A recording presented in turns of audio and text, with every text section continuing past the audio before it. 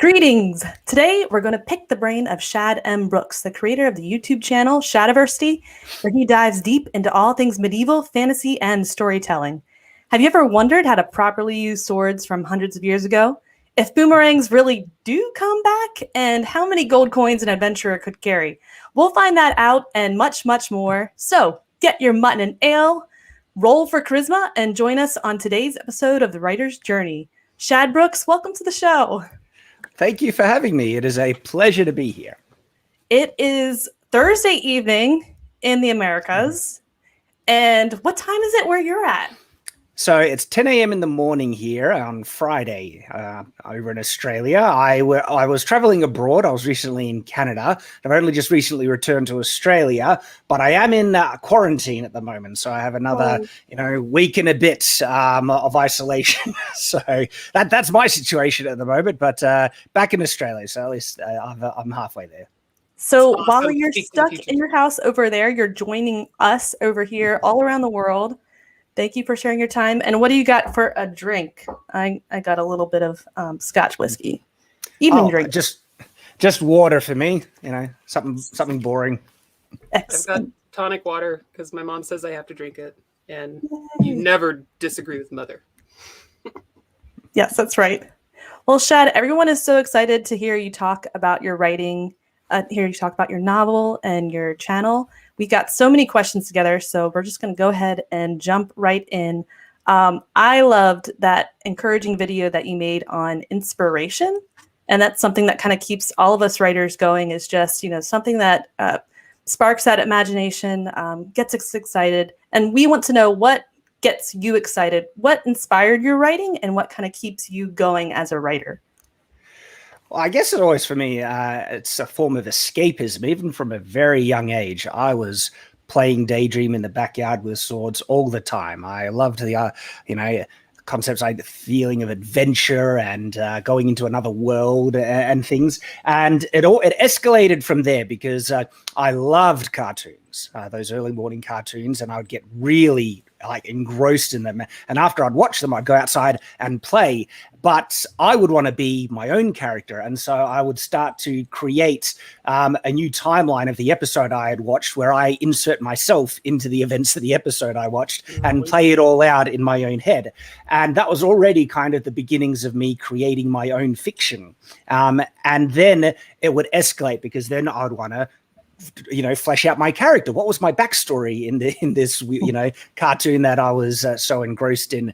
And then after that, sometimes I like to change things, and then I'd wanted to make my own worlds and stories, because there were things that these stories didn't have. Usually, not enough swords or something like that. There's always never enough swords. I absolutely agree. And so I started creating my own stories from a very young age, and they would be from my own superhero characters to my own fictional worlds to any number of things. And I would express them by drawing. I'll draw out the characters, because I actually had a lot of trouble writing at a young age. I wasn't a good speller. I wasn't a good reader. And so I would express these stories I was making through drawing. But yeah, so in respect to the question, the thing that gets me excited really is really adventure, just that fun escapism where you can go into another world, and it's just fun. I've always found it fun. And so then it translates to writing, as I mentioned, because I like to do my own kind of escapism then as a result. Nice. I think about we hear a lot from a lot of authors, that it's the adventure, it's the fun that gets them going, especially through the murky middle of the plot, where maybe where you wanted to go and where you're excited about in the beginning of the book starts to kind of, writing becomes more of a slog. But when you remember what you love about writing and your characters and the story that you make, it kind of gets you going through that difficult part. So speaking of your writing process, what does your writing process look like, especially with your channel? Like, you've got your family, you've got your channel responsibilities. Where does writing kind of fit into all of that? With difficulty at the moment, because there's juggling a lot. And so at the moment, I'm kind of been struggling to get everything else in the right place so I can focus on writing a lot more than I have been recently. Because for me, I like to be in the right headspace. I like to have no other distractions and be totally engrossed. Because when I'm in that mindset, that zone, no interruptions. Someone's trying to like later. I'm like, do not bother me. I'm in another world. And it's fun when you're in that zone like that, because it does feel like you're in that world and you're living it and you're being part of it and you're really experiencing. Like, I try and put myself very much in the minds of the characters as I write.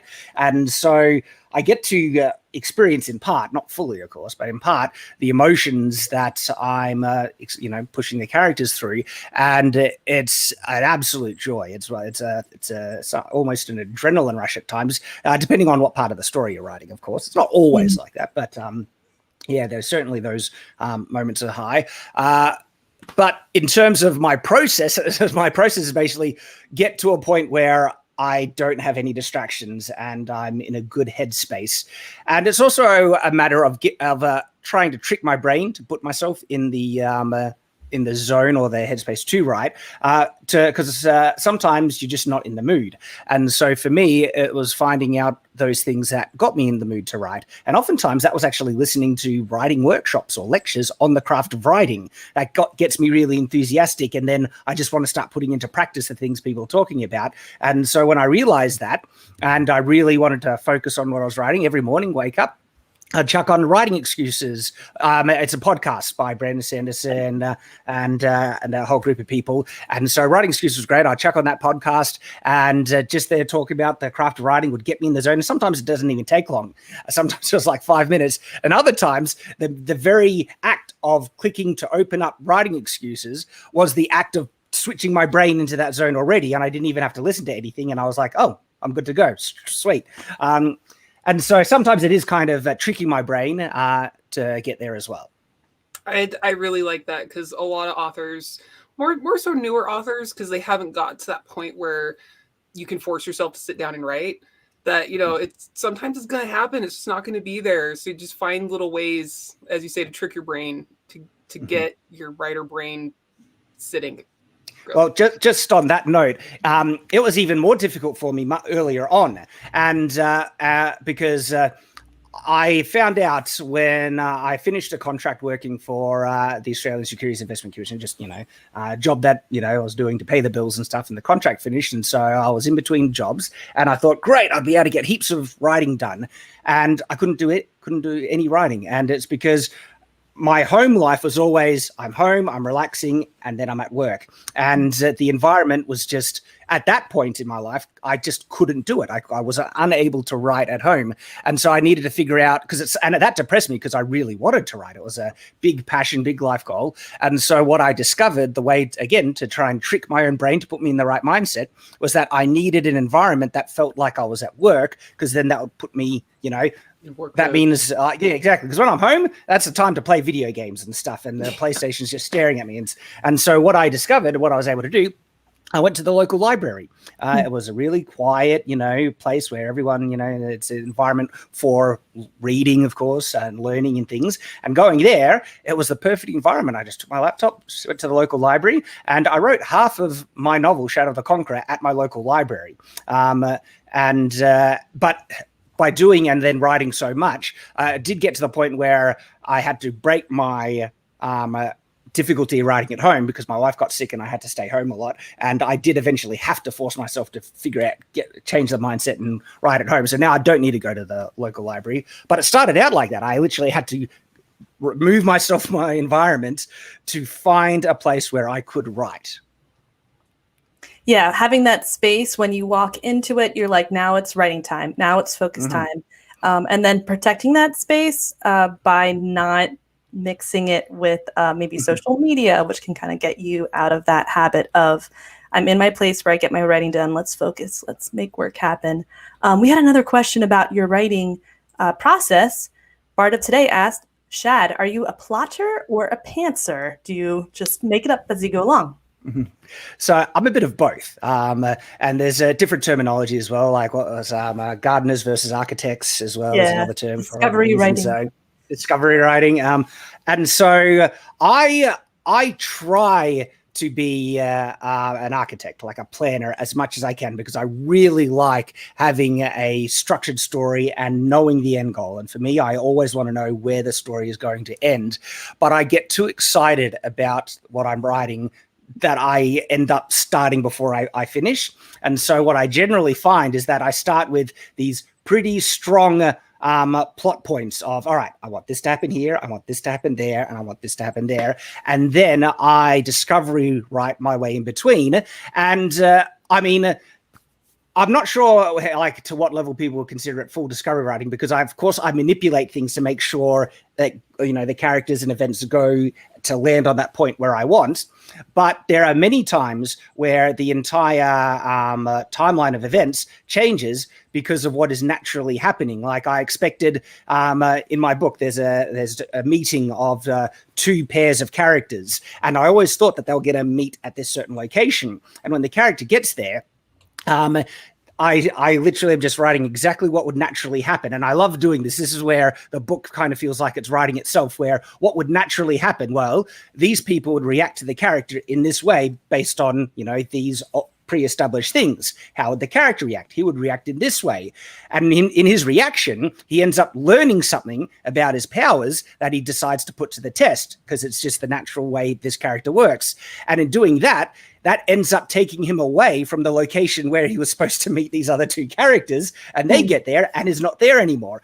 And that literally changed the, timeline, where they ended up meeting much later in the book than when I had originally planned it. And so that was a very organic kind of example of that. I do end up discovery writing a lot of the in-between things, and then when something happens very naturally, organically, I just embrace it and I go with it all the way. And then I might just have to change one of those pre-planned plot points to another position to make sure it kind of goes where it needs to go. Because when the story is starting to wrap up, that's when I will need to force my hand a bit more to make sure the events and characters land on the points that I want it to, for the story to conclude the way that I had set up. So you've got a plan, but you're willing to be flexible. Mm-hmm. Yes. Military science fiction author Rick Partlow said, I usually start before I finish. If I finish before I start, I cause paradoxes. Darn you, Rick. Maybe it's all your fault. Which often hurt. Yes. Thanks, Walt. All right, so this other comment in chat is kind of tying into a couple comments that we came up with before. Well, Lauren came up with beforehand. Joshua Gayu just wants to say that your YouTube channel was an invaluable resource in writing his last book series. Thank you so much for the work you've been doing. Absolute legendary. Oh, that's awesome to hear. And so with that, you know, does your work on your channel feed into your writing, and how can other authors use your channel as a resource, as Mr. Joshua Gayu has? Well, I'll answer the first one. And yes, my work on the channel very much can influence my writing, but also vice versa. A lot of the research that I do for my writing gives me material to make videos on. When I really sat down and I wanted to write a medieval fantasy, this was like back in 2007, that's when I really started to study more in depth the medieval period, because I wanted to be authentic to the medieval period. And a lot of the things that I actually have shared on my channel about, you know, history, swords and other things like that, actually came out of the more intensive research that I did for my writing, the beginnings of my books. Now, I've always had a passion for the medieval period, and so I already had a good wealth of kind of a lifetime's worth of, personal research and study and things that I'd learned. And that's why I picked the medieval period, and not historical, it's medieval fantasy, to write in, because I love that period as well. But then when I kind of got down to some of the real nitty gritties, okay, how's the currency going to work in this setting? Well, I don't actually know how the currency worked in the medieval period. Let me really research that. Or, what's going to be the very best weapon for this exact encounter? Let me really look for historical sources to learn from that. And then it feeds back again, because an example is very recently, I did a video on the concept of the fantasy ranger, and I looked into the historical sources of where the fantasy ranger comes from, and I was surprised at how much wealth of information there are. Like the ranger is an actual historical occupation that did exist, and there's some really interesting information there. And after that, I realized, I don't have any rangers in the book because now I'm finally gotten back to the medieval fantasy. That's the book I'm currently writing on. It's about halfway done. And I realized, there's no rangers in the book. And there are certain characters that are doing the job of what a ranger would have historically. And it's like, well, I need to make sure so I'm going to be going back and I'll be changing them to actually be rangers. And that was a direct result of my research for my videos on YouTube, influencing my writing. As to the second half of the question, how can authors use my videos as resources?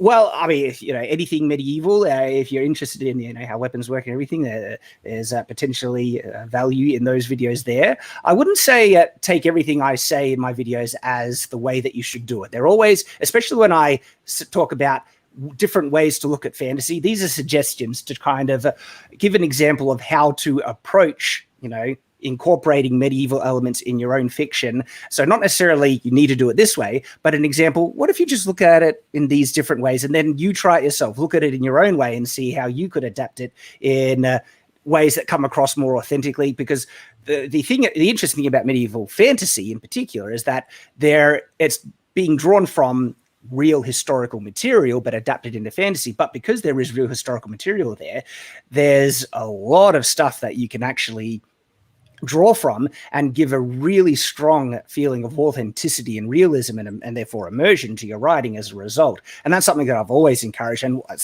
it's literally the mindset and approach that I've had when I've wanted to do medieval fantasy. So definitely that's one of the reasons why I make my videos, is for giving people inspiration in that regard. And if you're an aspiring author and things, I have my occasional video on the craft of writing as well, where I review writing samples, or I talk about, I've done a video on world building. I've actually just recently, it's going to be coming out in the next 2 weeks, is a video on the rule of cool, which is really, that's a bit of a favorite topic of mine. And this video is more of a deep dive going in onto what I consider can be the dangers and pitfalls of the rule of cool, because I've been seeing too many examples of people excusing something because it's cool, but making something that does not work. And for me, it rips me out of the story and makes me just think, well, that's a bit dumb. And so, that video literally is going to be talking about that. And so, I think it's wonderful that people are able to look to my videos as a type of resource, but it's certainly not the only one. There's a lot of people and videos out there that you can gain, information on and helping you out. And I'm very flattered that people think that they can gain some information from my work as well.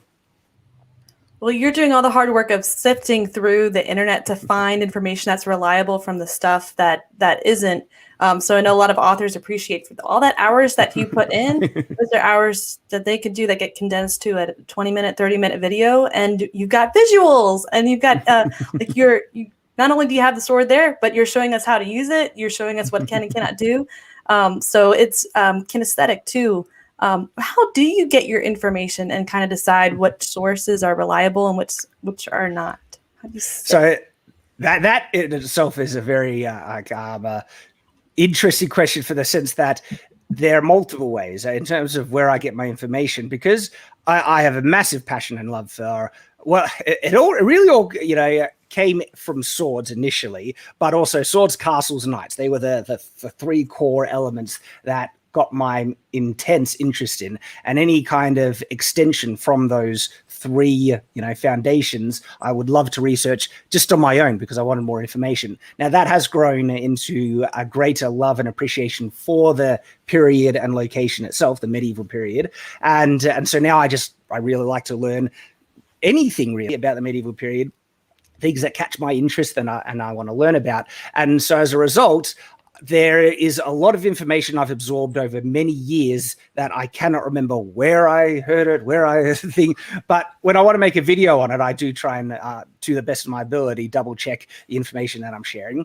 And then there are times when it's a specific bit of information that I really am doing a deep dive thing on. And so I love finding academic papers from universities on subjects. I was really doing that in a couple of recent videos on if medieval peasants actually could read and write. And so there was a lot of great resources I was able to find. That one itself was tricky because one of the interesting things about that topic is that the standard answer changes over time. And if you find a study from, say, 60 or more years ago, their conclusion is different to the information that is produced in studies more recently, because we have more evidence, more information rises to the surface. And so if you just rely on an academic paper, that's not necessarily going to lead you in the right direction, because it also is when it was made is a really important thing. And so one of the other things I try and do is also find multiple sources saying the same thing based on evidence as well. And when I find that, it's like, okay, well, this is going to be far more reliable a conclusion than many other things. And one of the other sources that I love to look to is primary sources themselves. Medieval period artwork is just awesome. Like I'm prepping for a video that I'm going to be making next month, and I can't wait to do it, on the bow that most people have forgotten exists in the medieval period.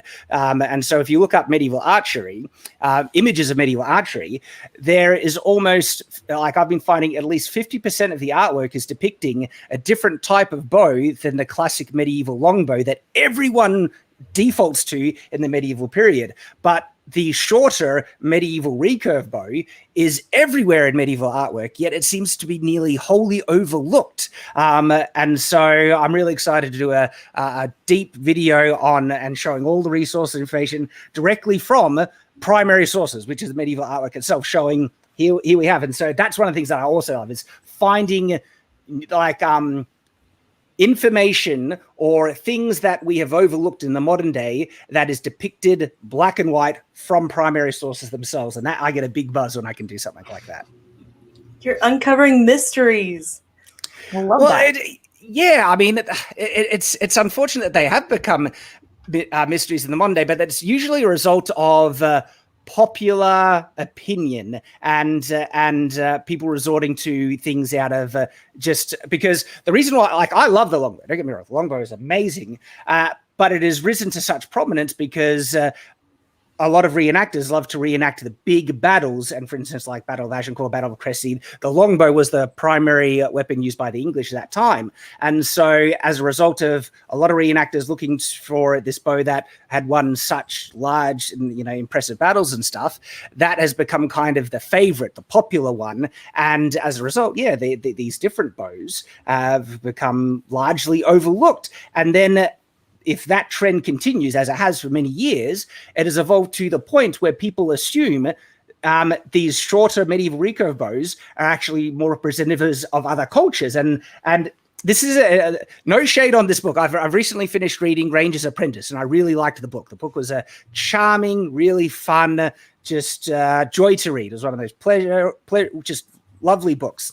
There is a small little element in the book where two things are said about the types of bows that the character, the Ranger's Apprentice, is being given. And it's that longbows are much harder to pull back, and that he is given a shorter recurve bow. And this part isn't really a criticism, because in your own fantasy world, he can say this is the case, that these bows come from the east and are not common in the location where it's from, which is what is established in the book. Yet the book is trying to reflect a medieval setting. And if you were reflecting an accurate medieval setting, shorter medieval recurve bows like the one described in the book are actually everywhere in the medieval period. They're really, really common. And so it's interesting how people can actually read medieval fantasy, but they subconsciously let that inform them on what the real medieval period was actually like. This is why so many people get a lot of the weapons wrong, because they learn about what medieval weapons are like from playing Dungeons and Dragons. I started out learning about medieval weapons from playing Dungeons and Dragons. And and then you find out all the names and terminologies and the things, they're all a complete mess. And so this is one of those interesting points where if people were only getting introduced to medieval archery through say, reading, Ranger's Apprentice, and again, I want to preface, it's a great book. I'm not dissing it. It's just one of these tiny little bits of information where they would assume then that this type of bow is not common in the medieval period. And I don't fault him for, adapting that into his own work, because that's actually a common concept. When people see smaller recurve bows now, they think that they're a type of Asiatic bow or a bow of a different period, and they're not common in the medieval period. And so it's just interesting how when certain popular depictions get done again and again, it is then translated even to the fictions and adaptations we make from the medieval period, and it gets reinforced. And one of the other things that they mentioned in Ranger Apprentice is that longbows are all heavy draw weight. It was like, no, longbow is defined by their size and type of bow, and there were really low draw weight longbows as they were really high draw weight as well. And so it's, again, one of those little other bits of information that people assume, because the longbows used in warfare were often very high poundage. And so then people have just assumed that longbow means really high poundage, really high power bows. And that's actually incorrect, because, there were much weaker longbows just for hunting, for practice, for children, for everything. And again, popular notions getting exaggerated too much and then considered the norm, which then creates misconceptions. Well, how do you keep track of all this information that you get? A lot of our authors are taking notes for themselves for their own research. Do you have any methods or process for that? So I don't know how everyone else's heads work, but for me, I don't know if this is the case, but sometimes I feel like my brain has taken away the capacity to remember certain things to be able to remember other things. Yes. Like I will put my keys down when I come home, and then, like, I'm not kidding, 30 seconds later, I'm like, where the heck did I put my keys? And I have no idea where they are. Yet I could hear something, an interesting factoid about the medieval period that I'm interested in. I hear it once, and it usually stays in there forever. And so is it an overcompensating mechanism? I don't know. But usually factoids about things that I'm interested in stick in my head fairly well and just sit there. And I should really try and write a lot of it down. Well, I guess this is why I'm making videos as well, because there's going to come a time in my life where I know things are not going to stick nearly as well as they do. But they usually stick there. But of course, when I am prepping for a more in-depth video, I write notes, and I'm like, all right, I want to make sure I mention this. I want to make sure I mention that. But I actually don't have, files upon files, documents and everything of all the things that I've learned are all written down and stuff. It's usually all up here. And then, I feel that in my soul. Like handwriting the notes? No, not even handwriting the notes, but I'll type them out on my computer. And so sometimes there is like a subject where I want to do a deeper study on, and I'll actually write out kind of I never use it as a script, but I do sometimes write things in the form of a script to just structure my thoughts and especially information. And there's a video that I've been shelving that I really want to do it, but I know it's going to be one of those ones where I really need to sit down and do like a day's or more research. And I already have the articles saved to do it. And it's on medieval serfdom, because I already know that like it's misunderstood vastly. So just from like many little things that I've noticed through researching other things, like when I was researching fashion, little things came up of medieval peasants buying clothing that, the really rich and elite would do. It's like, that's interesting. How would medieval peasants be able to buy really expensive clothing unless the concept of serfdom is not as, slave-like as people are implying? And there are a lot of other little interesting factoids that have been showing me that, again, people have been getting this, like, for instance, pilgrimages. The fact that peasants and people could just get up and go on a pilgrimage for like half a year to visit the remains of some saint somewhere along, and that travel was common and stuff. It's like, okay, because there's this idea that serfs are tied down to a set location and they're not allowed to leave, and again, so I've been seeing all these little things that are dispelling or contradicting the common idea. Again, one of those commonly kind of held things that are repeated again and again on what it was really like to be one of the lowest classes in medieval society, the serfs. And so I've got these great studies that I'm prepping to be able to dive into, and that's going to be one that I'll be writing a lot of notes. I like to structure everything and a lot of research to do, and it's what I'm looking forward to, but I just haven't had the time to, all right, now I'm ready to do it, because I also need to be in the right headspace as well, and get in the mood for it and things. That sounds like one that'll help all of us. Sorry, Keelan, go. No, you're good. I was going to say, before I do a quick spotlight thingy, Walt Robiad had a question earlier on that I just thought was fun. What is the worst injury you've ever had in training? This is a good question. Okay, so this might explain some of my prejudice against nunchucks, because it was in training with nunchucks. I think the worst injury I've ever had is that, I got a solid, really strong smack across the face, like right there, that loosened a tooth. Is probably the worst. Oh, actually, no, that's not the worst injury. The worst injury was I ripped tendons in my leg when I was doing the splits. So I used to do martial arts fairly actively back in the day, and I actually got to the point where I was able to do the full forward splits. And then one time I tried to do it without warming up properly, and ripped some tendons in my leg. And let's just say I was never able to do the splits again after that. Oh. Always warm up before you exercise. Yes. Yep. I learned the hard way. All right. So before we get on to the rest of the questions, really quickly, this week's book spotlight is on Shadow of the Conqueror, Chronicles of Everfall, Book 1, by Shad M. Brooks. Who better to fight back the darkness of the world than the one responsible for most of it? Dalen, once known as the Great Bastard, the Scourge of Nations, Dalus the Conqueror, has lived in hiding since his presumed death. Burdened by age and tremendous guilt, he thinks his life is coming to an end. Unbeknownst to him, he's about to embark on a journey towards redemption, where his ruthless abilities might save the world. Many battles await with friends to be made, and a past filled with countless crimes to confront, all while trying to keep his true identity a secret. Indeed, it might be too much, if not for the fabled power awaiting him. Everfall is a world of perpetual day, where the continents float in an endless sky. If one jumps from the continent, they will fall for many hours before returning to the same place from which they fell. Skyships rule the air, powered by shining sunstone and industrial darkstone.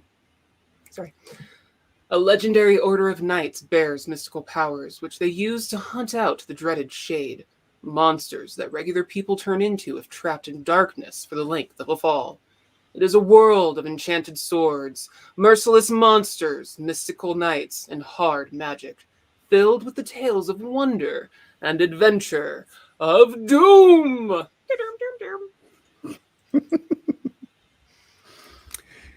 It always feels a bit weird when I hear it read back to me. The blurbs is things I have trouble with. You get like. That's good. No, it's good. It's good. I didn't trip up on anything, so that's a good sign. Because usually there's parts where I'm just like, mouth vomit. Anyway. I heard you wrote 9 books before you wrote that one. Yeah, so I would say the equivalent of 9. If we were to be strict, it was like, okay, I only kind of completed about 7, but there was those other 3 were about the length of a novel before I realized they were a lost cause. But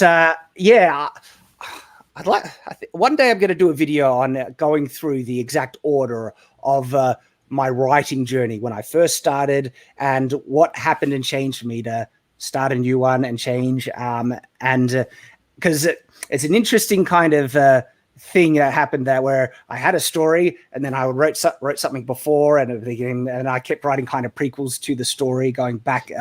It's really fun. I find it interesting because I find it quirky because at one point I was like, all right, I have this book, but there's 2 distinct, arcs in it that could probably function as their own self-contained story. So I'd split it into 2, but then they were too small. And so for this one, I'd need to write a little something beginning, a little something after it. And then I did that. And then the result was I have this story that has 3 distinct stories in it. And they could all function as their own distinct book. And so if I split them all into 3, they would function, but then they were all too short. So I needed to, so again, and like I started with one book that turned into 2.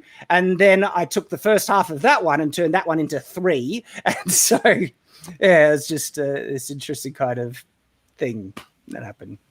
Writing's fun. It is Everyone a lot of should fun. do it, if you want to lose sleep and brain cells. Well, I feel that's the key. If you need to find satisfaction and joy in doing it. And it's funny, it's similar to doing YouTube as well. There's a lot of people who say, I want to be a successful YouTuber because they see all the glamour inside of it and they don't really understand how much work is required to be successful at YouTube. And when they get started into it, they give up because it ends up being far too much work. Because to be really successful at YouTube, honestly, you need to enjoy doing it. I started YouTube not expecting for it to be a success in any measure. I figured, hey, if I have 3,000 subscribers after doing this for however many years, that's still, a valuable audience, and that it's still a fan base that I might be able to help launch my writing career from. And so I was more than happy with that, and I gained huge satisfaction from making these videos, like tremendous personal satisfaction that I was enjoying from doing it. And that's the key, because you need to enjoy the process. Otherwise, because there's a chance my YouTube, might never have taken off. There's a chance that my book was never published. And I had to realize that, okay, am I enjoying it? Yes. And I realized I could do this for the rest of my life. And if I never got a book published, or if my videos never even took off, I still realized I would have lived a far more fulfilling and satisfying life than if I was doing something else. And that was the key. And so, it's you definitely need to enjoy the process. Otherwise, you probably won't have the commitment, or you won't stick at it long enough to end up being a success, if that's a possibility in the future. Yeah, that's what I'm hearing. Like, to write 9 books before you even publish the first one, just to write one book takes an enormous amount of blood, sweat, and tears and time. But you kept pushing through 9 without sales. Without readers saying, oh, that book touched me so much. I was very excited by your plot, your adventures. I related with the characters. You didn't have any of that social peers kind of around you cheering you on. It's just you and your computer just writing away. So I really applaud that. And also because I think you said something like, you got to work at it to get good at it. You got to write to get good at writing. Absolutely. I'm a huge advocate and believer in the concept of practice and improvement. And I experienced it, I remember, quite young. It's funny, when I was younger, I didn't fully understand the thing that I was truly enjoying. Because remember how I said I struggled with writing, and I would draw characters instead of writing them out. And that led me to believe I truly loved drawing. And I didn't, for many years, a long time, I'm not kidding, I didn't realize that it wasn't the act of drawing at all that I was enjoying. What I loved was creating characters and depicting them in a way that made them feel more real. I would make these characters, I'd draw them in their poses and things. And so for a very long time, I was thoroughly convinced that I wanted to be a comic book artist and draw comic books for a living. And so I would look at these incredible artistic depictions in the comic books I would love to read and how amazing it was. And then I'd look at the drawings I did and they sucked by comparison. They were utterly horrible. But I knew that, I want to be able to draw like that. So I'm going to practice at it. And I practiced a lot. I spent so from when I was a kid all the way up until I was 20 years old, working on the craft of drawing. And I actually became decently competent at it. I wouldn't say grand or great, but good enough to work professionally in that industry. I got some offers to work in some comic book things. I was getting commission requests by the end of it. And you can even see some of my artworks on, I have a DeviantArt page, so an art page of a lot of my old drawings. And sometimes I still do draw the occasional thing because I like depicting some of the characters and stuff. And so I remember that process, working at it constantly and seeing each new drawing being that little bit better than the last one, and that I was able to just focus and devote time to it to the point where I got good at it and I was competent at it. And that really taught me, even from this first experience, because it was kind of interesting when I realized that I didn't enjoy drawing and I'd spent all this time developing the talent for it. But it taught me that if I focused on something long enough and with the intent to get better, and part of that was constantly trying to learn. And so when I realized that it's actually stories that I loved, not drawing, and that one of the best ways to depict these stories I had in my head was in writing, well, I started looking at for all the resources I could find on how to teach me to write well. And there is amazing resources. Brandon Sanderson, one of my favorite authors. And to tell you what, lifelong dream, because I consulted with him on Stormlight Archives 4. I started out looking for, writing workshops, and Brandon teaches a creative writing workshop at BYU University, and he posted them online. He had full university courses on creative writing online. And so I not only binged them, I re-listened to them. I would look up for articles on the craft of writing by great authors. And so Orson Scott Card was a great resource. He had heaps of articles on the craft of writing. And so I would soak all those up.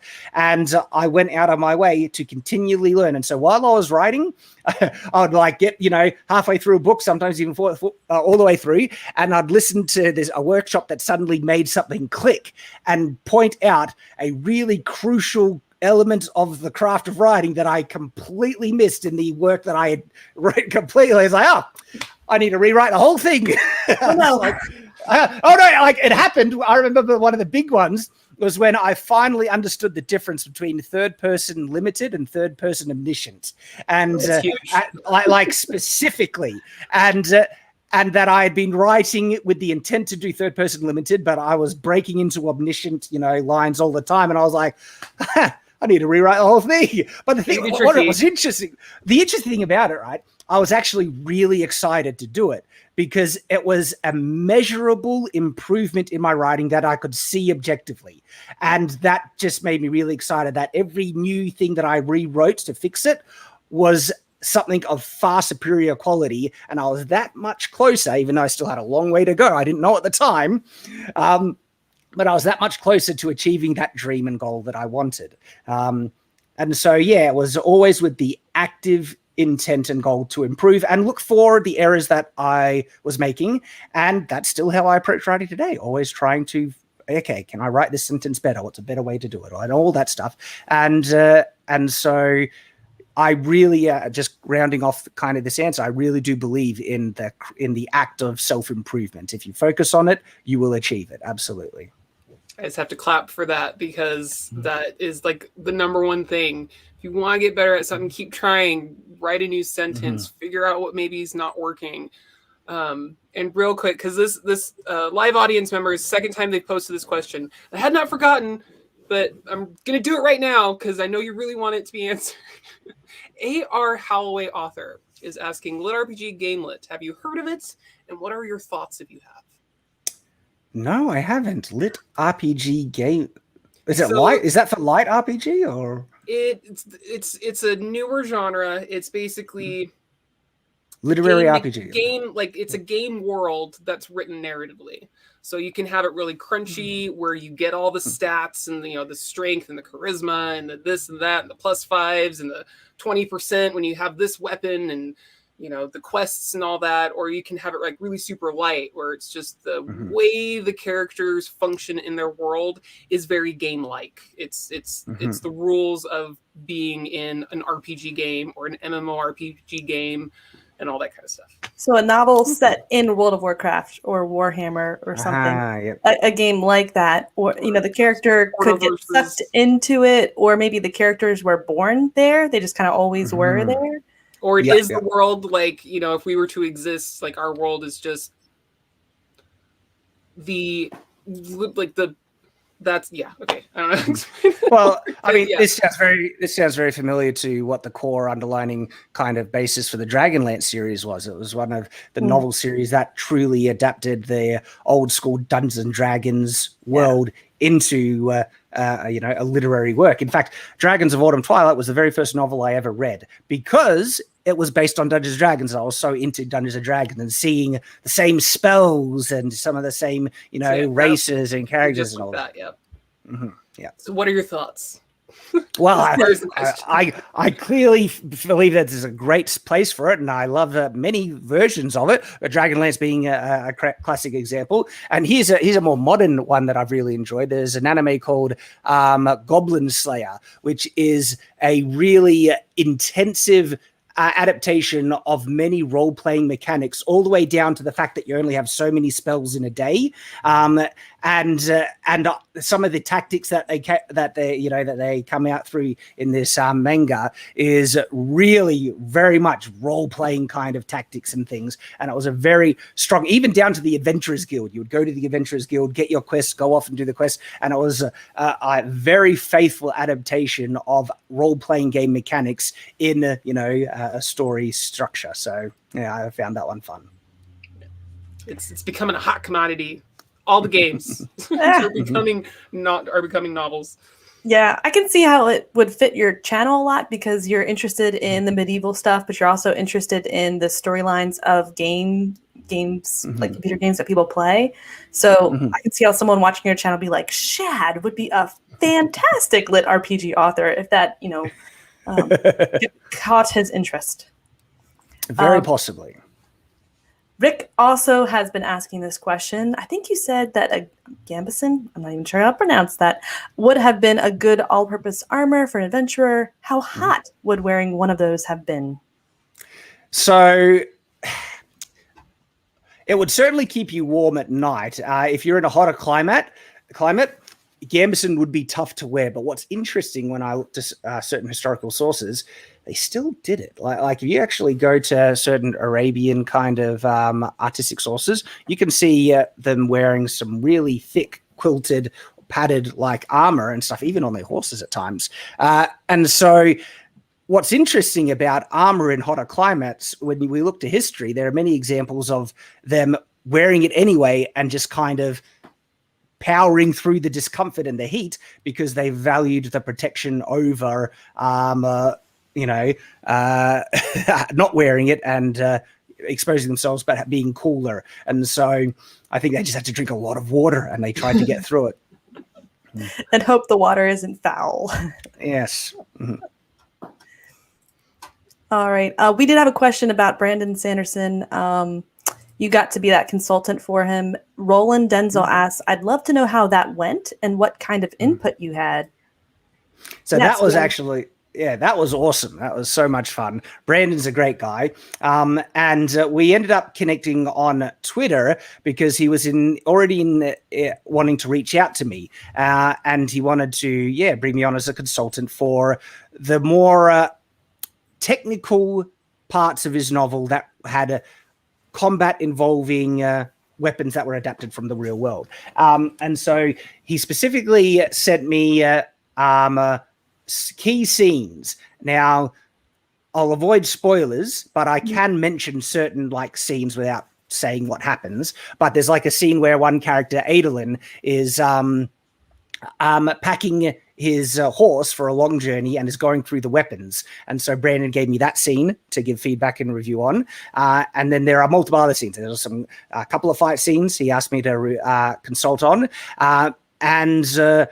And when I say fight scenes, also kind of different. There was an unarmed combat fight scene. There was a fight scene where one character was fighting multiple opponents with weapons in particular, like medieval style weapons. And there was one which was a fight scene where one of the characters was using magic, but it was in a battlefield surrounded by a lot of people and things. And so he wanted my feedback on all those ones. And what was really, really satisfying, he was so open to a lot of feedback. What one of the scenes in particular where a character was fighting multiple opponents, I made a suggestion that would rewrite the entire scene based on the weapon he was using.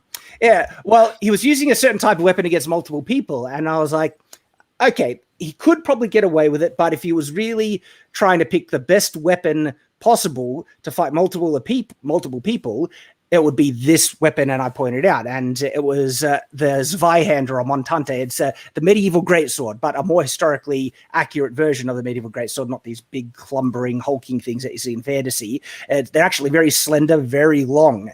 And one of the ways that they were employed historically is for crowd control. They would do these big, wide sweeping things all opponent A. And so it fits so perfectly to this scene. I was saying, not only is it like a really good pick, it could make the scene like add a certain awesomeness factor because of these really interesting tactics that he's employing to keep the opponents at bay. And Brandon loved the suggestion. He thought it was great. And he ended up rewriting that whole scene with that sword. And rewriting the exchanges with the enemies and stuff in the same way that I was suggesting with historic. And I had linked multiple videos to show these are how this sword is fought with based on historical sources. And then he was able to look at those and adapt those into that scene specifically. And most of the scenes, especially the ones involving the medieval-like weapons, I was actually able to have a decent amount of input on, which was really satisfying and fulfilling. There's even a line I suggested because one of the characters, when he's loading his horse with these weapons, is asked why he has so many swords. And I know what I would answer if I was asked that as an overly, obsessive sword enthusiast. My response would be, well, you can never have too many swords. What a dumb question. And that's what I suggested to him. And he ended up putting that in the book. The character literally answers, well, you can never have too many swords. And so that was also a lot of fun to see that in the final version. Now I have a question from Tom Faulkner. He watched your He-Man video and he said that stories influenced you a lot as a kid in the man that you became. If you could just talk a little bit about that, like how have stories influenced your life as a person? And then do you kind of hope to do that in your stories too? Oh, yeah, absolutely. So I explained it in more depth in the video that seeing these wonderful heroes in my childhood, He-Man and Superman were the big ones, but I also really got into Spider-Man a bit later.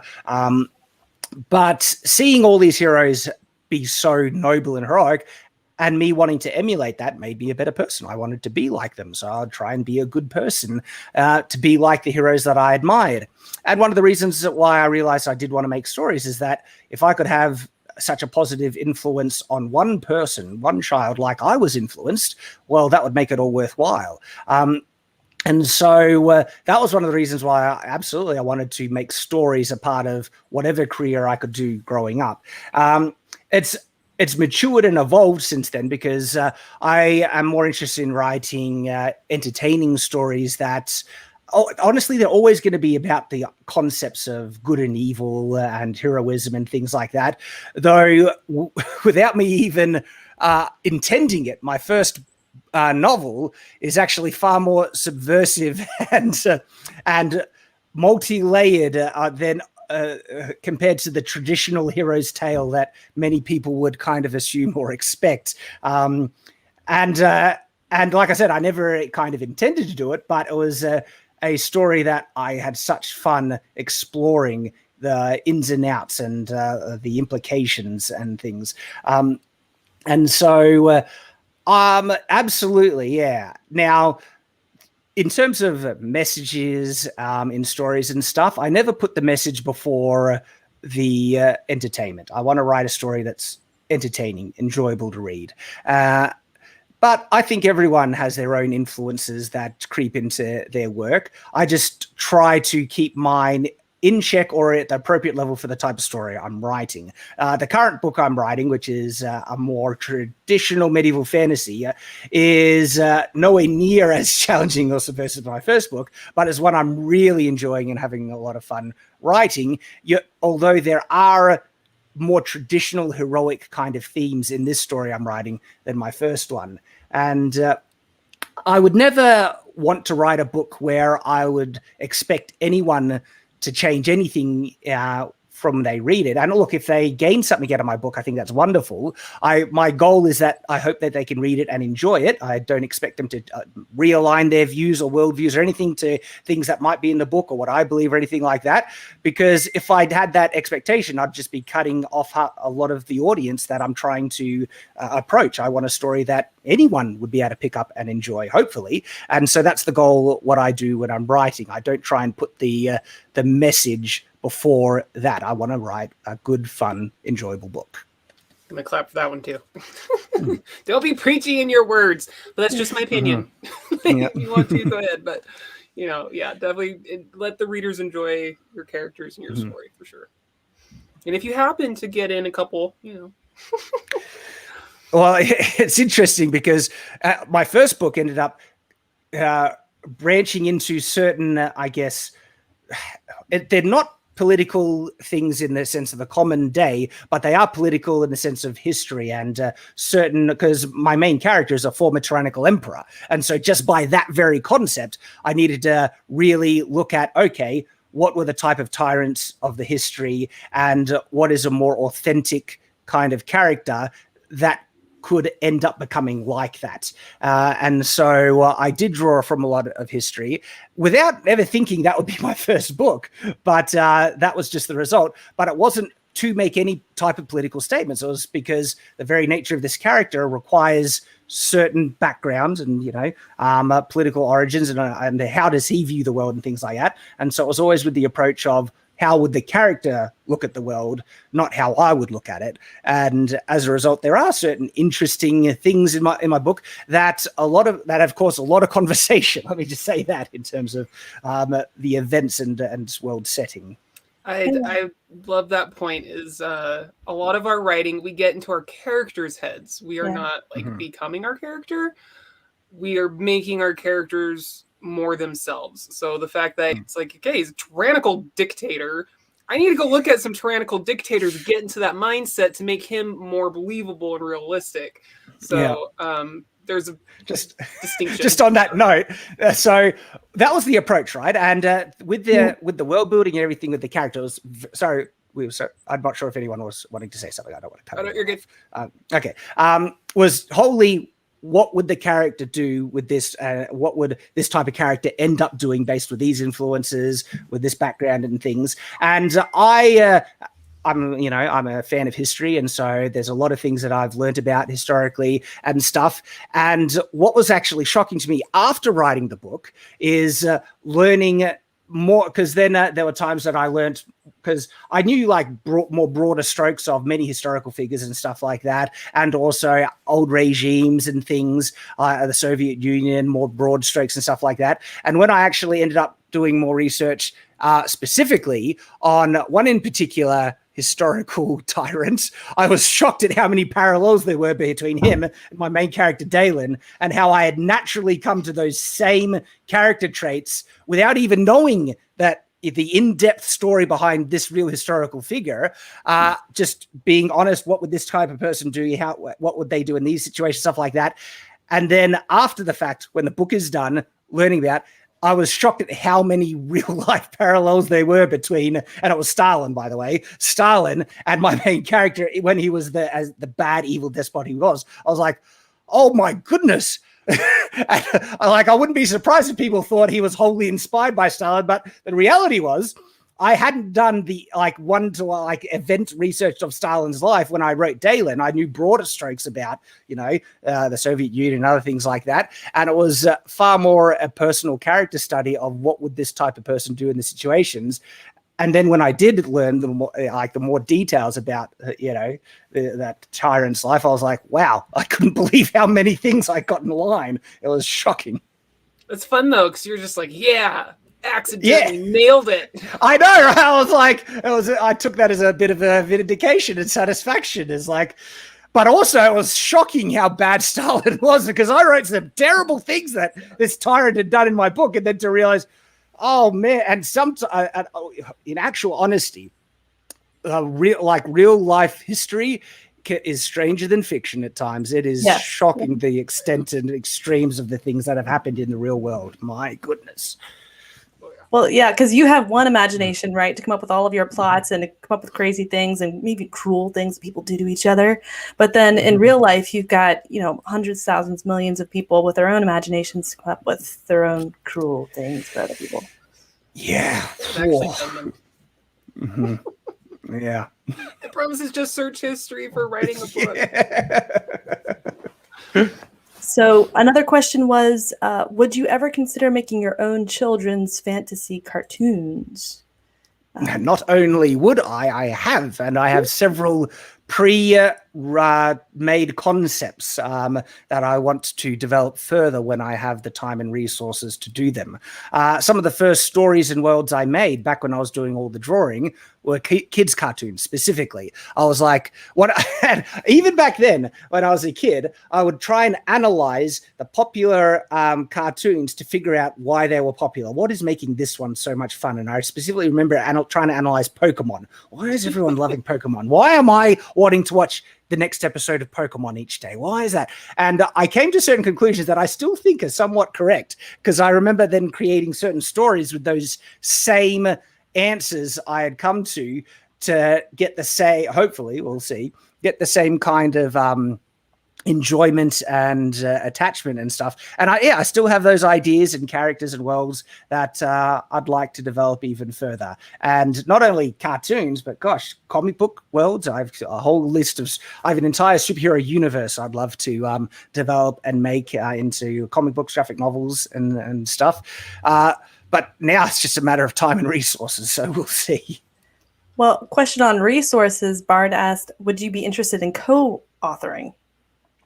Well, that is where I'm kind of up to at the moment. I know I wouldn't have the time to, say, develop the superhero universe I'd like to. But I'm I'm very close to launching the graphic novel adaptation of my written novel. And so that's going to be awesome. And got one of the best artists in the world. It's like, it's the best quality you could really get in a graphic novel. So that's going to be really, really good. And I'm hoping to use whatever money, if I do make money off of it, to try and fund the production of other graphic novels. I'd like to actually do that. And part of that is that I will want to hire writers. I wouldn't have the time to write these ones. The problem, I have no idea. That's just a challenge. It's because it is going to be exactly because I remember reaching out just to see if I could hire someone to write the script, like a movie script version of my novel. And just the people that, because there are websites you can go to try and find, writers that are putting themselves out online. And the callbacks, or I'm not sure if that's the correct word, but the answers I got for when I was saying, hey, I'm looking for this, just weren't up to the standards. I want to, ideally, I'd like to find a writer who's better than me. I just personally can't settle for anything that was made of lesser quality than I could have made myself. And so it's going to be a challenge because I want to find good writers to be able to write these characters that are very dear to my heart, and I want to depict it well, and they need to be able to be work collaboratively for it. Also, because I would be very, all right, I want this to happen. This is what needs to happen in the story. These are the dot points. This is kind of the end point. These are the ideas, but you would need to basically do everything in between. And writing, fill it in. Come on. fill it all in and make a good, engaging story that's paced well, that's not boring, that's got all the, because I know from experience, writing a good story is a very difficult thing. There are so many technical aspects that you need to be mindful of to do it well. So that's kind of where I'm at with that, is like, there's a big hurdle I'm going to have to face when I'm in the position to want to do it. But it is something I want to do. Absolutely. It's something that I'm serious about. And I'd love to produce even more media if possible. Well, you're talking to an audience of a couple thousand authors right now. And author hopefuls. So specifically, you said graphic novel. Yes. Authors and artists. And then were you thinking, like, just while we're talking about it, were you thinking like a novel series in addition, or?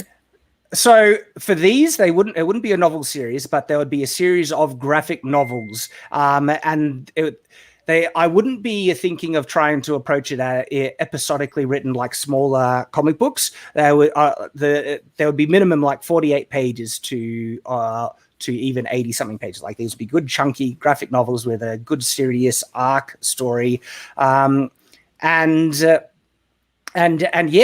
I already have like a first kind of series. So there'll almost be like movie. I would approach it. These graphic novels would be kind of movie length arcs that would be structured around. And I already have the first kind of 5 or 6 larger arcs plotted out, or what I want to happen for this superhero universe. And it starts in like the 1930s, and it goes so that it starts early on, and it's like, and so I won't get too involved into the characters and things, but yeah, I'd like to do that, and then the entire plot line as it progresses through this alternate history of the superhero universe all the way up into the modern day. And so ultimately there would be a large wealth of good-sized graphic novels I'd like to produce in regards to that. Right. So any graphic novelists out there, if you know how to collaborate and you're actually good, contact Shad. Or I'm not. Look, I would consider. I'd be more than happy to have someone I can contact when I'm ready to do it. So if you do want to reach out, please do. So yeah, absolutely. Feel free to try and send me the work. I am a savage critic, so I have very high standards, and I know from experience, because for I was writing, from 2007, and I only got to a level where I was writing at what I felt a professional standard. Just when was that? It was when I started writing. Technically, I felt I was writing at a professional standard on my second last novel, not Shadow the Conqueror, the one I wrote before that. And I can't remember when I finished that, but there was a good length of time when I was writing or aspiring to be a writer, and I was not good. I sucked. That's just the reality. You start off bad, but after the first 3 years or so, I had the delusion, as many aspiring authors do, that I was writing at an acceptable level when I was not. And that's the reality. It's hard to gauge your own quality level when you're trying to figure out to do this. And so, that's the reality I think every aspiring author needs to be ready for and accept, because I've been given a lot of works for me to just review, and I give honest feedback. I also encourage everyone to try and keep working at it and stuff, but it's easy to tell what writing is not up to standard when it's and so if I don't accept, you'll just you have to take it on the chin. That's part of that's just, I've had to go through it, everyone's had to go through it, and so do your best, basically. Yeah, I definitely tell everyone, you've got to have tough skin in this industry. You've got to be able to take honest critique. You've got to be able to take critique that's actually meant to hurt your feelings, and then not get your feelings hurt, because that's some people's agenda. So don't make it yours. All right. So real quick, because this has been mentioned a couple times, the Stray Cat 74 wants to know, book 2 when? All right. So I have a video on this. There's a video where literally, I think it's entitled "When is my next book?" or something like that. And so I had written Shadow of the Conqueror purposely with the intention of being a more kind of self-contained story, even though there is more that Dalen needs to go. There's certainly an untold story that I'm intending to finish off, but I did write it with the intention to be able to let Everfall rest for a little bit after I had written this first novel. I'd even been, when I was starting out, I was even considering writing it as a complete standalone. The ending would have been different, of course, for it to be a complete standalone, but I decided, no, I'm going to leave that door open to be able to do sequels, because I wanted that. But I always have intended to let it rest a little bit. And that's currently what I'm doing. The book I'm writing now is not the sequel to Chronicles of Everfall, Shadow of the Conqueror. It's a book in a completely different universe. It's a more traditional medieval fantasy, and my intention is to write the sequel to Shadow of the Conqueror after I finish the book I'm currently working on, and I'm about halfway through the book I'm currently working on. So just to give people an update on that. Soon. I wouldn't expect it for another year, at least 2 years. So that's the unfortunate. I mean, it's faster than some others that I won't mention. So there you go. There we go. All right. Any last questions that you want to hit on, Lauren? So long as he's willing. Oh yeah. Aaron Roland Holloway says, "I'm a huge fan of yours, and we both published our first novels at around the same time. You've been a bit of an inspiration to me. Do you ever intend on doing US cons?" Well, yes, I do intend on doing them, but the current state of the world makes that impossible. I've the experience of how difficult it's been to travel to get to Canada is, like I said, I'm currently in quarantine for 2 weeks, and I'm actually not at home. They put you into hotel quarantine for 2 weeks, and I'm just stuck here, and so traveling has a whole world of difficulties associated with it at the moment. But when the world gets back to normal, hopefully, yeah, I definitely want to do, you know, cons and tours and stuff. I mean, gosh, there's this one that, like, Brandon is doing his own convention. He's just announced that he's doing it. And out of any convention that I would like to actually go to as a guest or, you know, creator or whatever, that's one. And I was this close to sending Brandon an email saying, hey, I want to go. But at the moment, it's impossible just because of the travel restrictions and all that. And so sometime in the future, Brandon, because... do it anyway. Never know. Never know. You sneak through the window, you tie all the sheets together. All right, let's see. Here we go. Austin the American asks, so Shad, what's the possibility of a Shad cinematic universe where all your IPs eventually be in one universe? Shadow the Conqueror is in its own universe, very separate to the story I'm currently writing. So a lot of my stories are in their own kind of self-contained universes. The only thing that could lead to like a cinematic kind of universe would probably be that superhero one, where there are multiple characters, especially when the story progresses to, it reaches a more modern time period. There are many different, you know, characters, superheroes doing their own thing that would have crossing over stories, and events that happen in their story would affect events in other worlds and things.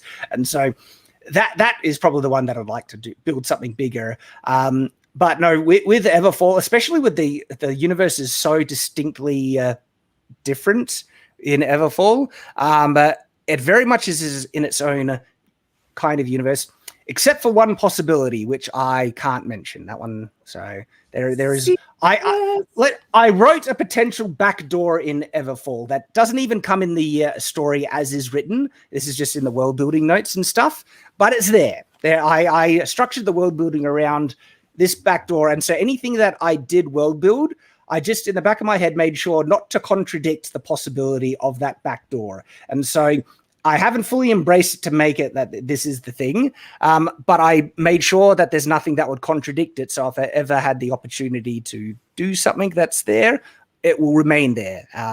But that's all I can say on that note. I feel like Brandon Sanderson might have done that too in his books, like have a backdoor to his universe. Mistborn gives me some questions about that. Real quick, can we try? I am also curious in this question as well that John Keyports has set forth in the live chat. Shad, how do you develop themes? Do you tie certain themes to certain character arcs?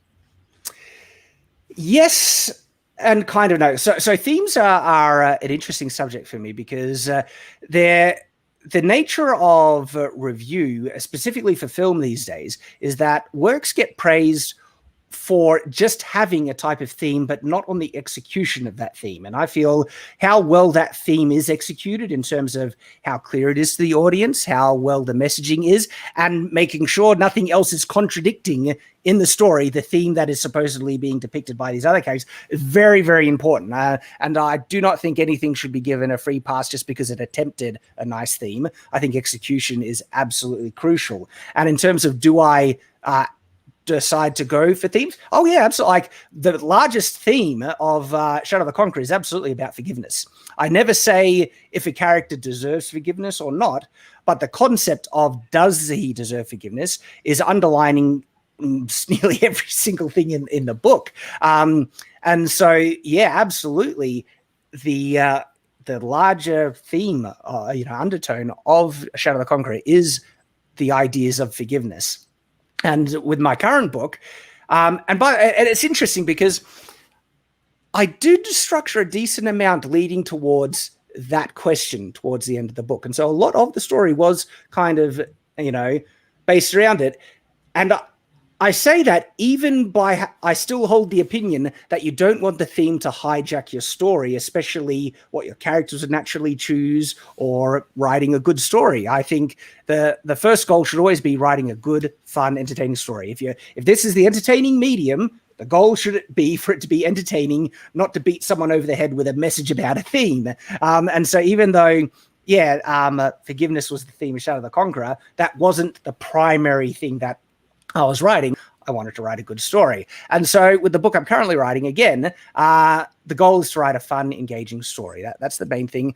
But there are more traditional themes of heroism in the story I'm currently writing, and a bit more of a coming of age element as well, because I love many classic concepts and stuff. The classic hero's journey is something I always love, and the classic boy to knight story is something I love. And so this is my own take on it. This is my knight tale story, and one of the reasons why I'm having so much fun with it, because I'm certainly doing it in a different way.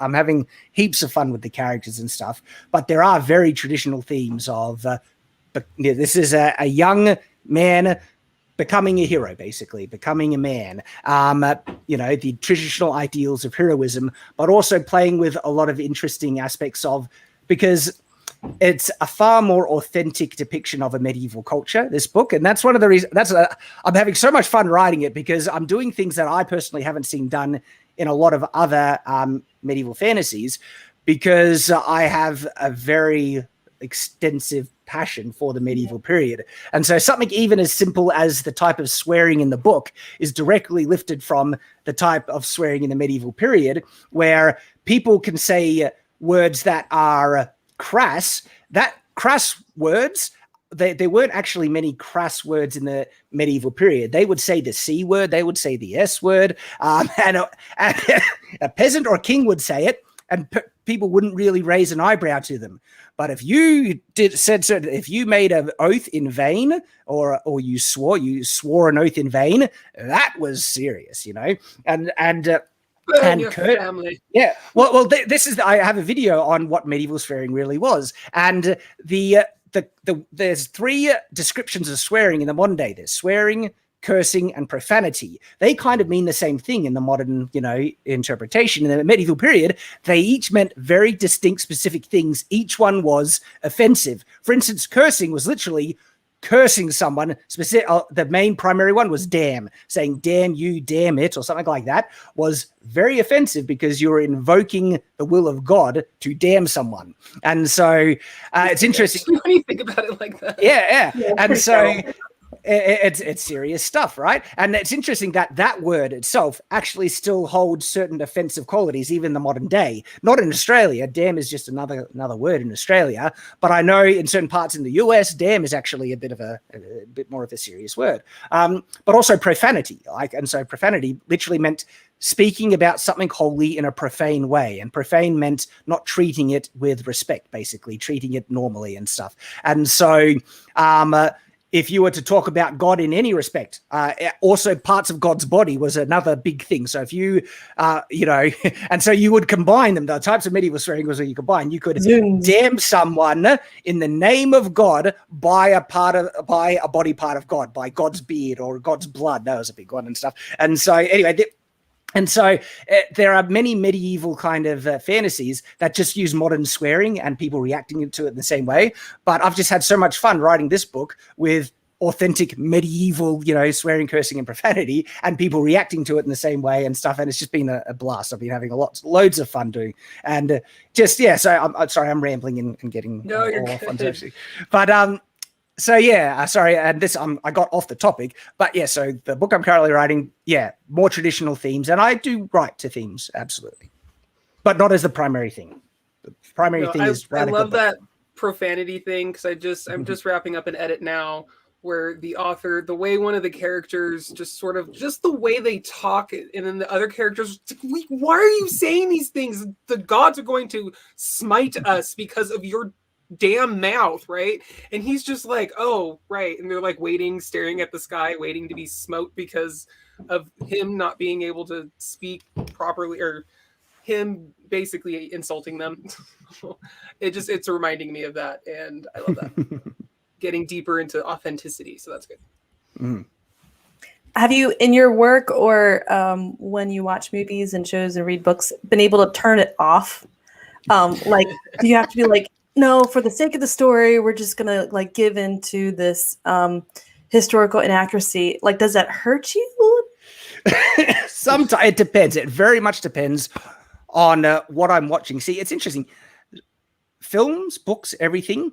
they have almost an unspoken standard that most audiences are aware of when you go into it. I have a different standard when I watch a Fast and Furious movie compared to when I go in and watch Lord of the Rings. You kind of know what to expect, and you actually base your expectations on that. And as a result, because I have different expectations, different things can affect me differently. For instance, when I'm watching a whatever based in an actual historical period, if it's the medieval period, well, I have very high standards because I know what should be and shouldn't be based on a lot of things that I've done my own personal research on. And so it's very hard for me to properly enjoy a period medieval anything because they're often horribly done. But when one comes along, oh my goodness, everyone has to be covered in mud and dull, and there's no color, and they don't know how to bathe, and all that's it's just ridiculous. But if it's a fantasy, I can say, okay, this isn't the real world. It's based off, a fiction and stuff, and so it's easier for me to ignore things.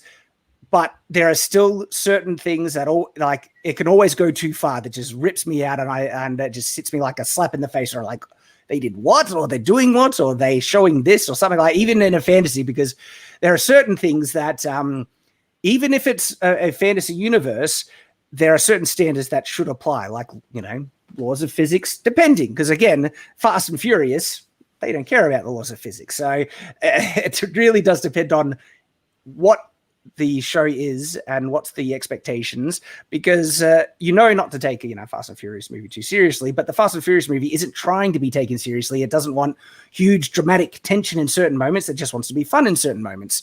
But again, Lord of the Rings is a far more serious kind of film where it wants to be taken serious in certain things. And so in The Hobbit, when Legolas is walking on air by walking on stones that are falling like he's flying, that was just like a slap in the face. It was like, it's like, what's going on? I know. Exactly. I was like, should I leave the theater? No. No, I love The Hobbit and I love Lord of the Rings, but I thought it was fun. Yeah, exactly. And so, yeah, I can only turn it off to a certain level. There are certain things that I can't help but just go, oh, wow. Makes sense. Definitely makes sense. It's hard for me reading to turn off the editor. So.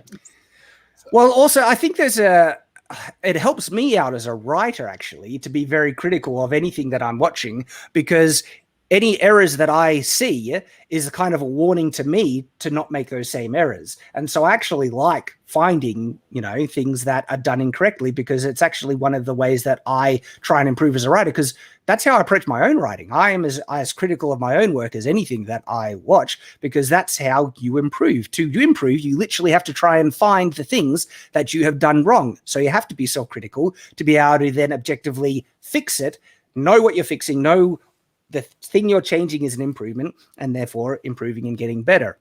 And so, yeah, I kind of actually enjoy being extra critical. And as a result, my family doesn't like watching movies with me, because I also love predicting things that happen in movies. Yes. I have to stop myself so hard. My daughter's like, seriously, you need to stop. I'm like, okay. And I'll be sitting there watching. I'll go, and she's like, what's going to happen, don't you? I'm like, no.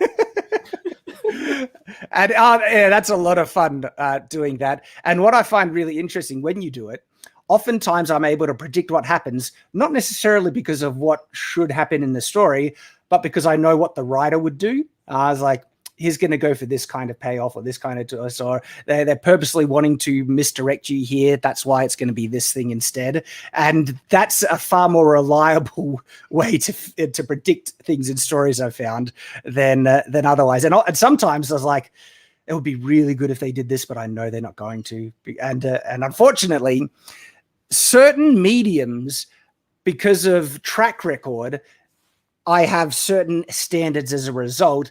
And some of them have gotten fairly cynical, because in certain mediums, the writing quality has just gotten awful. And because of that, I've been able to make predictions based on, like, a good writer wouldn't do this, but I know a bad writer would. And because of the quality that I'm seeing in this, it's going to be this because the track record, and it's depressing when I'm right about it, because I don't want it to be bad, but when it's like, oh my goodness. I do. Yeah. Well, Right. we have so many fantastic questions that people submitted, but we need to let Shad go because you've been really generous with your time already. One last question is so for all those author hopefuls out there, do you have any advice that you'd give them? Like maybe if you could go back and do it again, what would you change? Or any last words of advice to author hopefuls out there? So for myself, I probably wouldn't change too much because I've been very lucky that it's worked out really well. Screw with a good thing, man.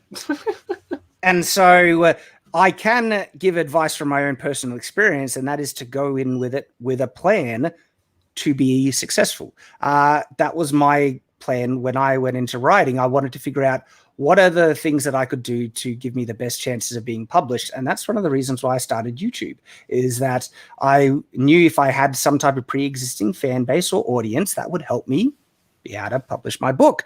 I thought it would help attract an agent, which it has, but it turns out I don't need one because the YouTube thing took off and I had such a established audience that I was able to publish my own book, and it became far more successful than a lot of traditionally published debut novelists. And so that's been a massive thing. And that was all intentional. I went in with a plan.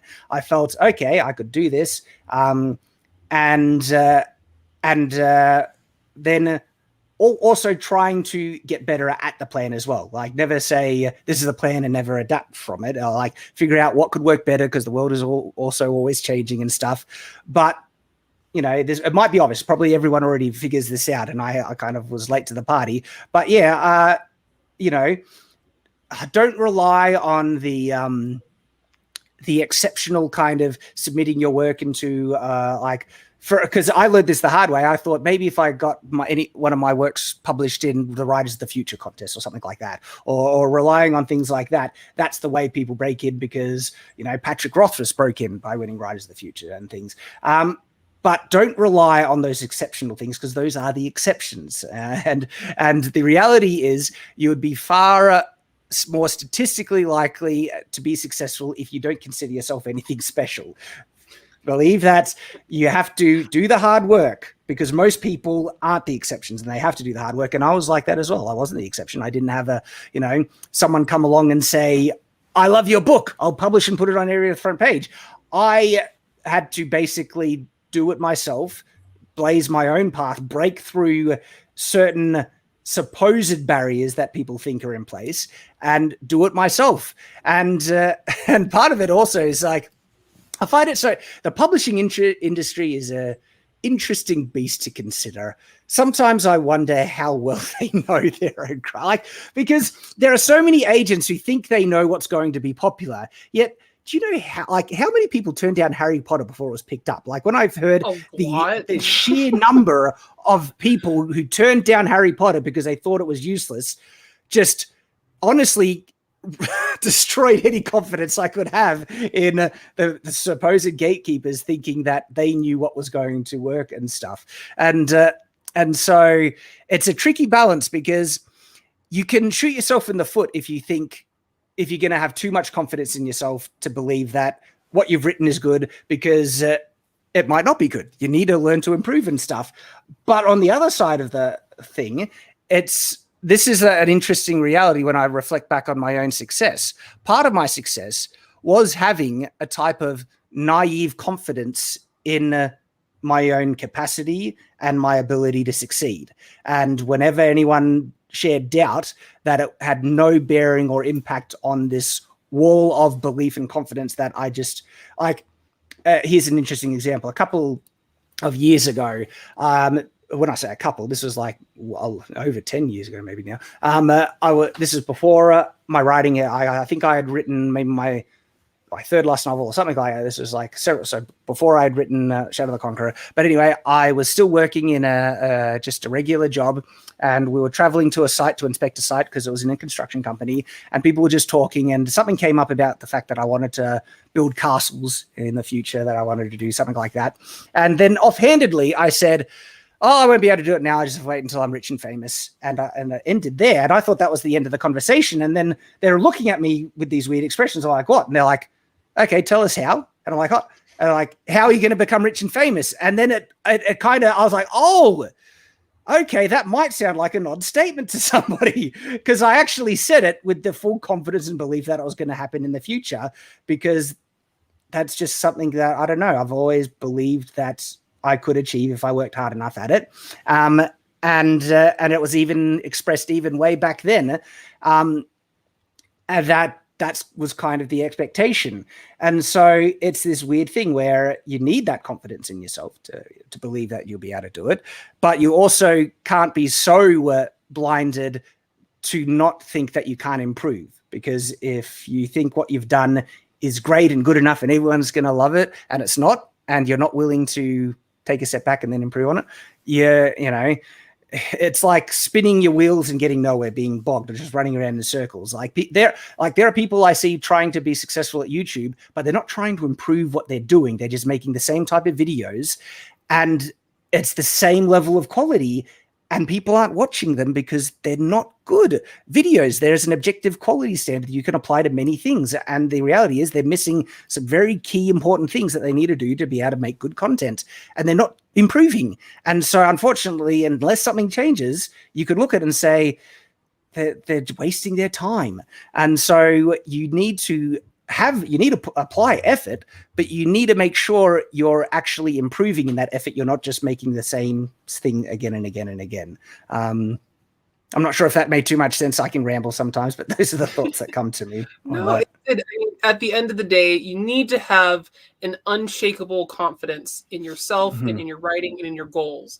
But at the same time, you cannot let that confidence take place of improvement.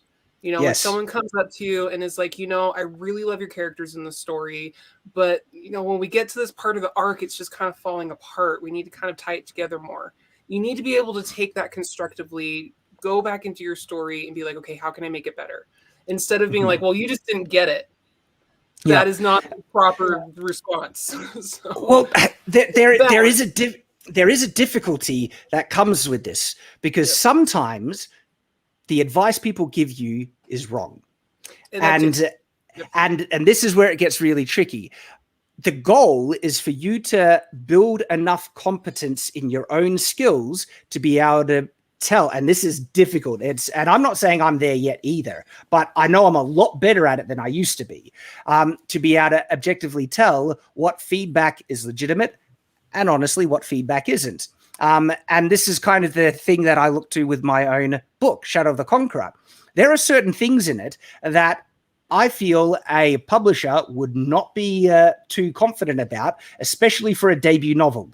It's too big for a debut novel. That for a lot of agents and publishers, they like to. And there's always exceptions. They'll publish debut novels that are bigger, but generally the advice in the industry is that a certain length. So with epic fantasy, it's about 100,000 words. And if it's over that, they're a bit more reluctant to risk a debut novel on something that's larger, because readers are more reluctant to risk, devoting more time into a longer book when it's an unknown quantity to them. It's a first book by an unknown author. And so there's this industry expectation that they're harder to sell. As a result, therefore, they're more reluctant to do that. There are controversial elements in my book that a lot of, publishers probably would have run to the hills about when they even got caught wind of certain elements in my book as well. And so there are certain things with my own book was actually directly contradicting common wisdom on that. And I needed to be able to develop the confidence, the insight, to be able to determine, no, I know what's a good story, and this is it. I've written, those past 9 novels. I was able to look back on those past 9 novels and be able to objectively tell, okay, there are problems here. There are problems, like these ones are unsalvageable.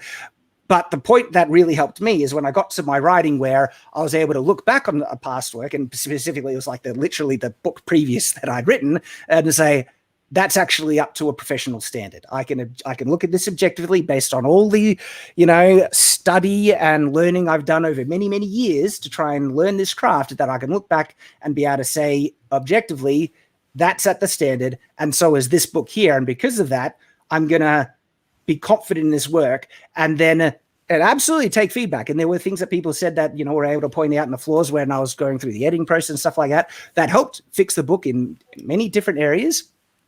But then there are other things that people were saying that I disagreed with because of the certain type of book I wanted to write or certain type of thing. Which is okay. You could do that. It's okay. It's absolutely one of the things that I find really interesting. And this is like I know that you're mindful of my time. I'm happy to keep going because so don't. But this is something that I'm actually going to be doing a video on as well. My book is what's called a hard fantasy, where it's this weird mirror to hard sci-fi, where hard sci-fi, the science and the physics and everything is really important to get all the rules right. And I actually believe Brandon Sanderson falls into hard fantasy in a larger amount, probably not as heavy as I wanted to go with my one, because there's a lot of elements in the world building and magic that are very important to certain payoffs. And if the reader doesn't understand how certain things work, the payoff wasn't going to be as impactful. And so there were certain things in the prose that I specifically did differently in this book that I didn't do the same way in a previous book, and I'm not doing in the one that I'm currently writing because of the type of book I wanted to write. And what's interesting, I did it absolutely intentionally, and I already was aware of it before people read it, knowing that there's going to be some people who don't like that style. But there are some people who will think that that type of style was an error in the writing itself. And they've tried to come back and say, you've made a mistake here, when I know quite objectively, also on audience feedback, that it isn't the case. I wanted to hit a line where, because there are certain descriptions of the book that become decently technical that I wanted to do, but also in a way that's still immersive from the character's voice, point of view, and all those things. But I put in intentionally because I enjoyed them. These were things that I liked as a type of reader because it's the type of reader I am. But I also knew that there's a lot of other readers who don't like that. And so what my goal was then to satisfy my type of, expectations, what I like in this type of prose, but not do it so bad that it would or what's the, I missed the word. It's not, I forget it now, but break someone's immersion and so much who didn't like that style enough. So basically I wanted it to be passable for people who don't necessarily like that type of description, but still satisfy people like me who do, and try and hit a midpoint. And I feel I did that based on heaps. I mean, and when I say heaps, I'm up to I have thousands of reviews on my book now. And where a lot of people say that there are so many people that say they love those descriptions and that they were highlights for them. And funnily, some of I've noticed a trend that people who tend to like them are also people in very technical fields like engineering and stuff. Like, I'm an engineer and I love those descriptions. But then there are a whole heap of other reviews that say, Shad can get a bit heavy on the description, but not so much that it ruined my immersion. And it's when I see those reviews, it's like, yes, that's the line I was aiming for. That's the thing. And that's why I'm able to look at my book quite objectively and say, okay, I understand the feedback when some people say that they think this type of description was an error in the writing, but I'm sorry, you're wrong. Because I know based on my own standards, my own likes, but also the feedback that I've gotten from the large majority of reviewers as well. And so that's a difficult thing to be able to try and figure out, is because there will be people who come at you sometimes and criticize certain things that you have chosen intentionally in your writing style or the way your prose or things like that. And they will try and cite certain literary rules in writing, styles and conventions to say you're doing this wrong because of this rule here. But they don't have enough insight to be able to know when it's appropriate to break those rules or to do something slightly different. And so as a result of this misunderstanding, I've been seeing some people try and raise, and it's for this specific example, it's in the dichotomy or balance between show versus telling. It's like people have been overemphasizing the show aspect and not understanding how to not only tell correctly in your prose, but do it in a way that is enjoyable or when it's appropriate. Because the big difference when you tell something versus showing is that you can do it in a much shorter amount of word space. Basically, you can tell something far briefer than you can showing something. And so when you show something, you are able to make it more immersive. Absolutely, it's in the moment, it's happening right there, but it's going to take more time. You need a character actually interacting with something to be able to do it if you're approaching this in the sense of writing and stuff. And so you need to know when the balance to be able to tell something first, when to show something. And if you're going to tell it, you need to be able to do the telling in an immersive way.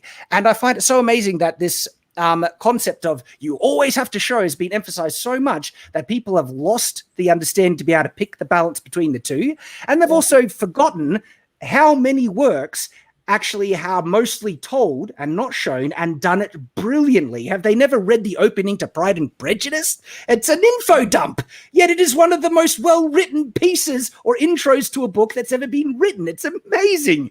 And so it's just one of those interesting things that I think people are misunderstanding. And so I've already got quotes from well-respected authors on this topic and everything to make a whole video on this misunderstanding of show versus tell that people have been overemphasizing and stuff. And so anyway, that's just something that has been on my mind lately.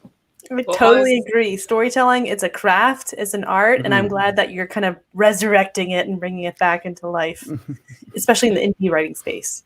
If you're out there on the podcast side, when I will catch up, I promise.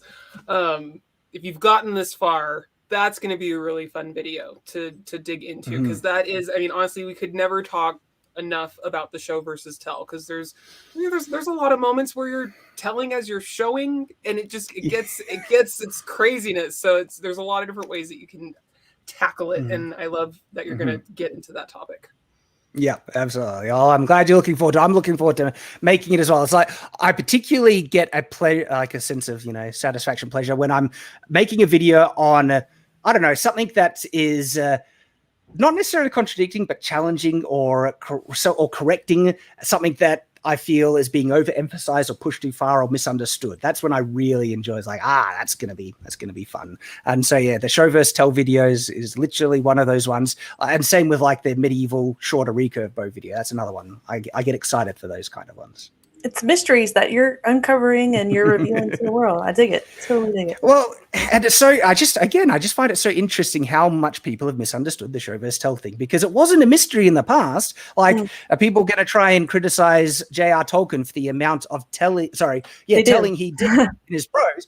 But I've listened to The Hobbit recently, and it is a wonderfully charming, immersively, beautifully written book. Okay. And so I just don't understand it. And I'm not saying that one is objectively better than the other, but if you know your audience, you know the type of book you're doing and stuff, absolutely you can make objective decisions on the style of writing you do if you understand the craft well enough to be able to say, this is how I'm going to do it, because this is the type of book I want to do, and it will serve the story better. And that is literally how I approached Shadow of the Conqueror, because of the complex world it was in, the type of world building, the payoffs and stuff like that.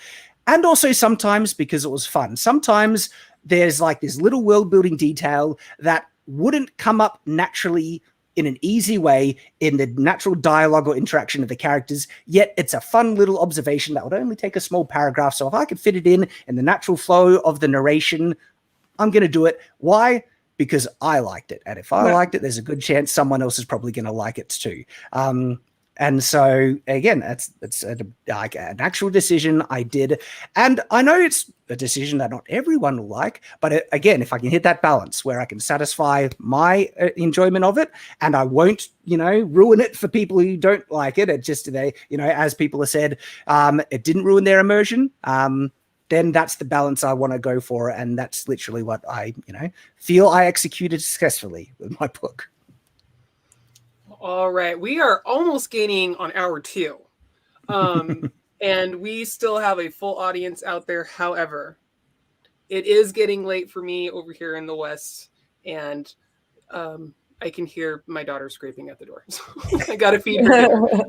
I got to feed the child. But is there any... remind people, especially if they haven't found Shadiversity yet, or if they don't know you, where can they find you, your stuff, and all that good and your books and your book? Oh, yeah. So my book is available on Amazon. That's the best way to get through it. There's an audiobook version narrated by Michael Kramer and Kate Redding. And so, which is two of the best audiobook narrators in the world, in my opinion. They're amazing. And so I do feel the audiobook is probably the best version of my book out there. It's the one that I enjoy most, absorbing. I love audiobooks. But print is absolutely available, both paperback and hardcover, and Amazon is the easiest, most direct way you can do it. You can order it in through like Barnes and Noble and stuff, but Amazon is probably the easiest way you'll be able to find it. Ebook, of course, is available. My YouTube channel, just Shadiversity. If you just type in SHAD and IV, I'll usually come up in the top recommendations, autocorrect, and you'll be able to find me quite easily. Alrighty, well, y'all heard it here. Thank you so much, everyone, for joining us. Few of the people out there in the audience, Rick Partlow, if I can say your name correctly, sorry, Partlow. Daniel, Duntovs Saunders, hopefully I didn't butcher that. A.R. Holloway, author. Sam Point. We also had, what was it? It was Little something. Little Pigeon. Welcome, Little Pigeon. William Arlery, Corey Gilliam, Patricia Gilliam. Thank you, everyone who was here joining us. Thank you for your questions. And of course, thank you for sharing your wisdom and taking a couple hours literally out of your morning to chat with us and give us your wisdom. Oh, my pleasure. I mean, you give me the opportunity to talk and I can happily go for a while. Alrighty, well, be sure to check us out next week. Don't forget to hit the subscribe button, ding the little bell. Join us at Keystroke Medium on Facebook. I also know we have a Discord going on. For Lauren Moore, I am Kayleen Williams. Be sure to check us out next week. We're going to talk about more reading, writing, and everything in between right here on Keystroke Medium.